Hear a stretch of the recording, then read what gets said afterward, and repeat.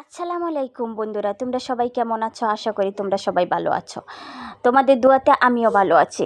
তোমরা দেখো আমি আজকে কি রান্না করতেছি, দেখে মুখে দেখালি লেবড়া পালবা, বুঝছো? এই যে এখানে আমি কাঁচামরিচ পেঁয়াজ লবণ দিয়ে দিছি, বুঝছো? লবণ আমার আইট্টু লাগবে, আইট্টু লবণ দিয়ে দিলাম, বুঝতে পারছো? এই যে এখানে আমি হলুদের গুঁড়া দিয়ে দিছি, এটা হলো হলুদের গুঁড়া, 2 চামচ হলুদের গুঁড়া দিচ্ছি। তোমরা যতটুকু লাগে এতটুকু তোমরা দিয়ে নিবা, বুঝো নাই? এখানে আমি মরিচের গুঁড়া দিয়ে দিছি 2 চামচ, বুঝছো? তোমরা যতটুকু লাগে বললাম না এতটুকু দিবা। এখানে আমি 1.5 চামচ দইনের গুঁড়া দিয়ে দিছি, বুঝছো? তোমরা যতটুকু লাগে এতটুকু নিয়ে নিবা, বুঝো নাই? পরিমাণ মতনে দিবা, বেশি দিও না, বেশি দিলে কিন্তু আবার মনে করো যে নষ্ট হয়ে যাবে, বুঝো নাই? এই কারণে বুঝে শুনে দিবা। এখানে আমি পরিমাণ মতন তেল দিয়ে দিতেছি, বুঝছো? যতটুকু তেল খাই এতটুকু তেল দিবা, বুঝো নাই? এই কারণে আমার পরিমাণ মতন আমি তেল দিয়ে নিচ্ছি, বুঝছো? তো এখানে এখন মনে করো যে শুধু হাতটা একটু ধুইয়া খালি মনে করো যে কষলে কষলে খালি মাখাবো, বুঝো নাই? হাতটা আগে ধুয়ে নিই, তারপরে গুঁড়া মাছটি ডাইলে দিব, বুঝছো? কারণ মাখানোর আগে তো হাতটা প্রেস করে দিতে হয়, জানোই তো, বুঝো নাই? এই যে এখন আমি মাখানো শুরু করে দিলাম, বুঝছো?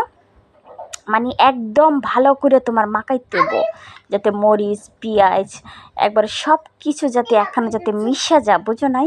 তেলে গ্রান করব, গুঁড়া মাছ রান্নার যে একটা গ্রান, সেই আসল গ্রানটা তোমরা পাবা, বুঝতে পেরেছো? এই কারণে ভালো করে মাখাবা, স্পেশাল করে মাখাবা, বুঝো নাই? মাখাইতে মাখাইতে একবার জুল বানাই লেবা, বুঝছো? সব কিছু একখানা মাখাইলে দেখবা রান্না বসাইলে আলাদা একটা গ্রান করে, মানে গ্রামের একটা গ্রান করে, বুঝছো? দেশি মাছের মতন একটা গ্রান করে, বুঝছো?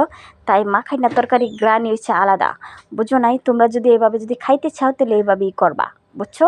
আবার কেউ ভাগাত দিয়ে করে, বুঝো নাই? তা আমি এখানে এই যে চান্দা মাছ, মানে ওই যে যেটা দিয়ে লুল পড়বো ওইটা, বুঝছো? এই যে চান্দা মাছ, এখানে মনে করো যে এই মানে বিভিন্ন রকমের মাছ, এত মাছের নাম আমি জানি না, বুঝো নাই? তে মনে করো যে মাছ আছে 2-3 রকমের মাছ আমি একানো মিশাইছি, বুঝছো? মিশাই এই যে মাছগুলা ঢাইলা মনে করো যে যখন কষলে লাইতেছি, বুঝো নাই? সুন্দর করে বাতের মতন করে মাখাবা, বুঝছো? বাতের মতন করে মাখাইয়া মনে করো যে পরে খালি একটু জুল দিয়ে দিবা, বুঝো নাই? এখন এই দেখো আমি খুব সুন্দর করে মাখাইতেছি, এত সুন্দর করে মাখাইতে হইব, বুঝছো?